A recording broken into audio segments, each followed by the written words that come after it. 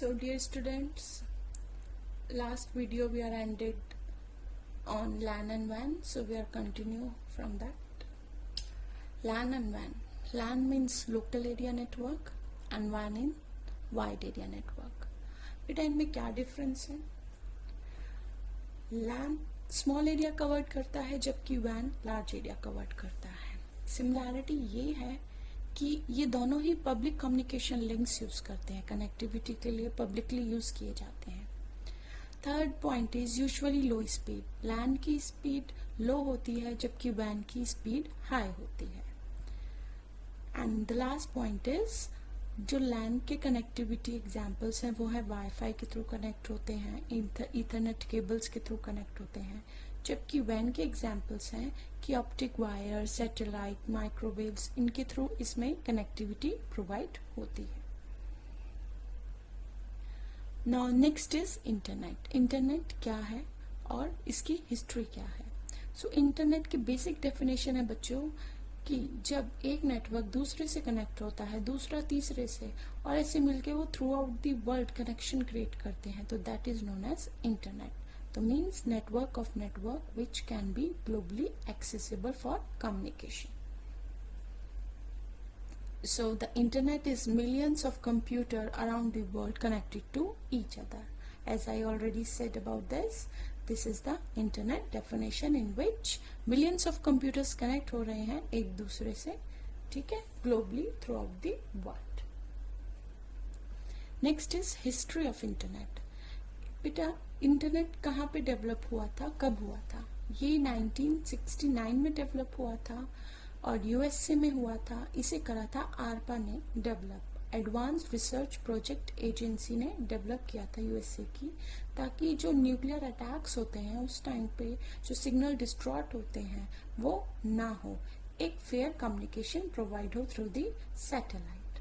Okay, तो इसलिए इसका नाम आरपा नेट रखा गया, advance research project agency. Net means network. हाँ, तो इसमें एक चीज और इम्पोर्टेंट है कि इंडिया में कब आया इंटरनेट. इंडिया में बेटा 15 अगस्त 1995 में इंटरनेट आया, और जो सर्विस प्रोवाइडर थी, कंपनी जिसने प्रोवाइड कराई थी सर्विसेज, वो थी VSNL, Videsh Sanchar Nigam limited. Next slide is www. www क्या है? ये किसने डेवलप की? ये सर टिम बर्नर-ली ने डेवलप की.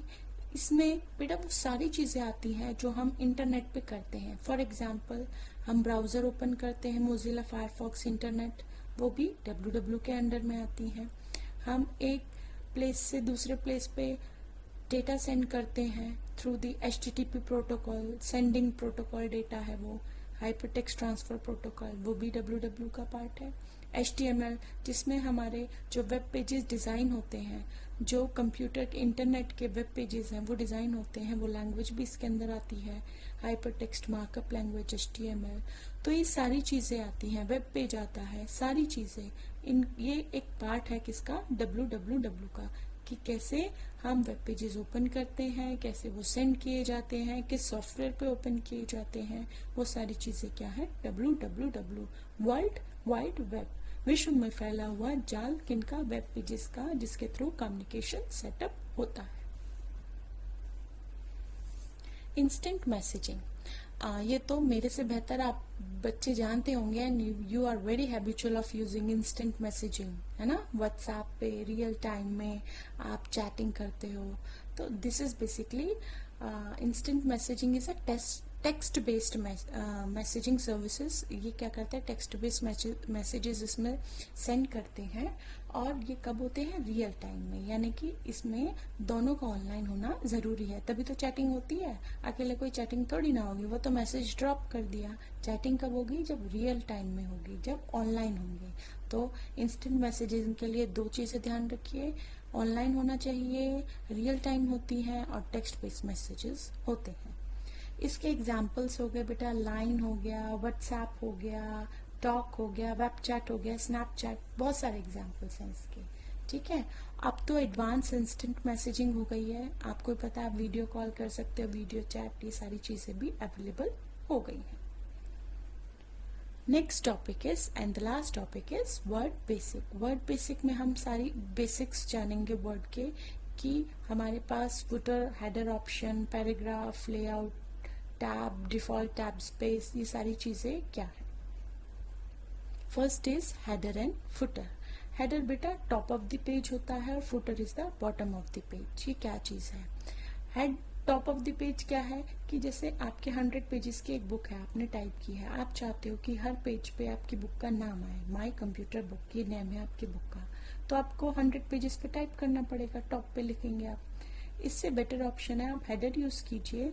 हेडर में आप एक पेज पे टाइप करेंगे माय कंप्यूटर बुक और वो ऑटोमेटिकली 99 पेजेस पे एड ऑन हो जाएगा on the top of the page. That is the header.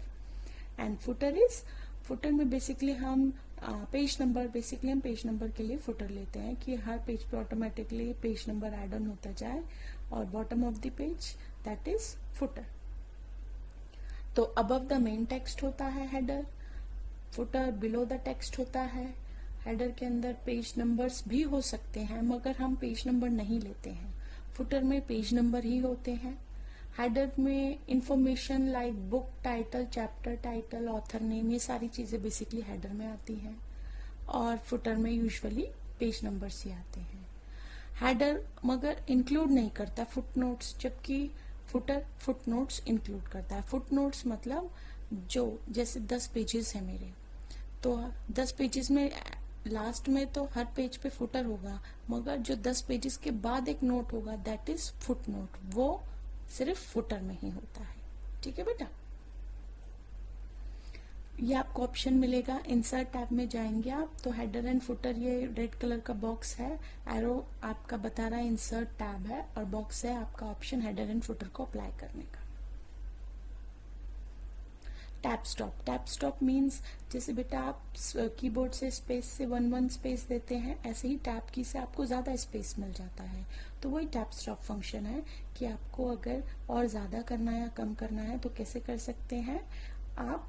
Tab stop का बाय डिफॉल्ट, टैब स्टॉप का कितना बाय डिफॉल्ट स्पेसिंग होता है 0.5। मैंने एक बार फिलअप दिया था, उसमें एक बच्चे को प्रॉब्लम हुई थी, एक नहीं मतलब 2-3 बच्चों को हुई थी कि मैम इसका आंसर क्या है, तो बेटा वो फिगर में ही था कि टैब स्टॉप का कितना होता है by default 0.5। Paragraph layout, paragraph जो आप लिखते हो तो उसका लेआउट है इसके अंदर। बेसिकली क्या है कि राइट से लेफ्ट से पैराग्राफ कितना स्पेसिंग लेगा, पैराग्राफ के अंदर 2 लाइनों के बीच में कितनी स्पेसिंग रहेगी, वो सारी चीजें किसमें होती हैं, पैराग्राफ लेआउट में। पैराग्राफ लेआउट कहाँ से आपको ओपन करना है, पेज लेआउट टैब पे क्लिक करेंगे, वहां पे मैंने एक और बॉक्स बनाया है पैराग्राफ का, तो यहाँ से आप पैराग्राफ लेआउट के सारे ऑप्शंस यूज कर सकते हैं। नेक्स्ट इज पेज ब्रेक और सेक्शन ब्रेक। ब्रेक का मतलब वहां से नेक्स्ट कोई चीज ओपन हो जाना, तो ऐसे ही है कि आप डॉक्यूमेंट पे काम कर रहे हो एक पेज पे, और वहीं से ऑल ऑफ द सडन आप चाहते हो हाफ पेज तक पहुंचे हो कि नेक्स्ट पेज चाहते हो, तो आप ये यूज कर लीजिए पेज ब्रेक। पेज ब्रेक आप जैसे ऑप्शन यूज करेंगे आप नेक्स्ट पेज पे पहुंच जाएंगे। So page break and section break can be use to separate a document into sections. तो सेपरेट करना सेक्शन और पोर्शंस को हम यूज करते हैं सेक्शन ब्रेक, और to start a new page in a document, हमें कोई न्यू पेज स्टार्ट करना है डॉक्यूमेंट में, then we use page break. ये ऑप्शंस कहाँ मिलते हैं, इंसर्ट टैब में जाएंगे आप, सेकंड आपको पॉइंट दिख रहा है, सेकंड पॉइंट इंसर्ट टैब का है, थर्ड पॉइंट पेज ब्रेक आपको दिखा रखा है फिगर में, ये पेज ब्रेक ऑप्शन है। Next, different option to make character और वर्ड चेंजेस, कैसे हम कैरेक्टर और वर्ड के में चेंजेस कर सकते हैं, तो ये हमारे पास डिफरेंट ऑप्शंस हैं। ये सारे ऑप्शन कहाँ मिलते हैं, हमें नीचे फिगर दे रखी है होम टैब में, ये फॉन्ट है, फॉन्ट ग्रुप में सारे ऑप्शंस है, time new roman 20, A capital small A, ये सारे ऑप्शंस हमें दे रखे हैं। These all are the options of font group. First option है फॉन्ट फेस। फॉन्ट फेस सबको पता है, टाइम्स न्यू रोमन जहाँ नीचे दिख रहा है ये फॉन्ट फेस का ऑप्शन होता है। बाय डिफॉल्ट आपको कौन सा फॉन्ट फेस मिलता है, कैलिबरी।